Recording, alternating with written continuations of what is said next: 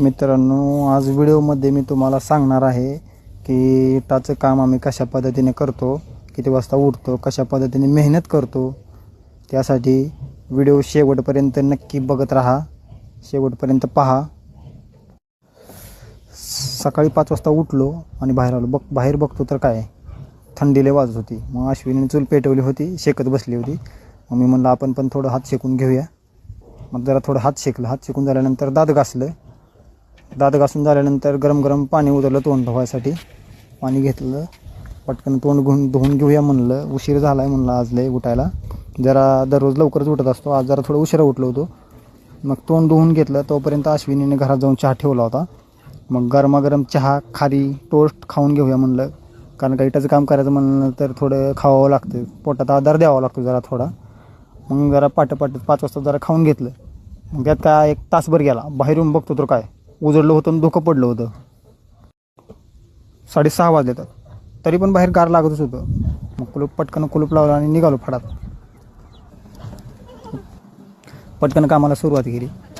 डिगली घेतली पटपट. आज उशीर झाला होता जरा थोडं, त्यामुळे गडबडीनं काम चालू होतं. पटपट डिगली घेतली. गार लागत होतं तरी पण काय करता, नाही इलाज आहे, काम तर करावंच लागेल ना. मग पटपट काम सुरुवात केली कामाला. म्हणलं उशीर झाला त्यामुळं जरा पटपट काम करून घेऊया म्हणलं. पाय तर लय गार पडले होते, चालता येत नव्हतं, तरी पण तसंच काम करत होतो. म्हणलं नाही इलाज आहे. मग गाऱ्यात पाणी सोडलं, थोडा चिकूल राहिला होता, चिकूल घेतला थापून. मग सगळा चिखल संपला. ही बघा 1200चं चिकूल थापून घेतला आम्ही. चिखल झाल्यानंतर म्हणलं आता चिकूल करून घेऊया. मग काय राख लावायला सुरुवात केली. त्याला म्हणलं आता राख लावून घेऊया. 9 पाट्या राख लावून घेतली, कारण का 1000चा चिखल होता त्यामुळे 9 पाट्या राख लावली. आमच्याकडे 9 पाट्या लागतात 1000च्या चिखलाला. राख लावून झाली फायनली. उशीर झाला त्यामुळे लगबगीनं काम चालू होतं सगळं. चला म्हणलं आता पाळ वर वडून घेऊया. पाळ वर वड्या लागते आहे. मग अशी वर वडून घेतली पाळ. आता म्हणलं मीठ टाकून घेऊया. मीठ टाकून घेतलं.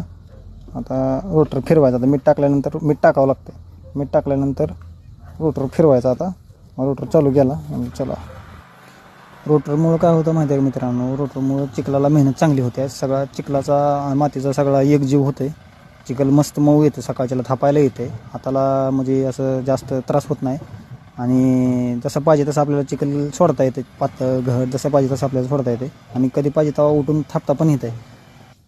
आणि मग काय परत रोटर फिरवून घेतला एकदा रोटर फिरवून झाल्यावर परत वर वडून घ्यायला लागते. मग एकदा वर वडून घेतलं, मग परत जरा थोडा पातळ आला तर मग थोडं बगॅस मारून घेतलं. बगॅस मारून झालं की परत आणखी एकदा रोटर फिरवून घेतला.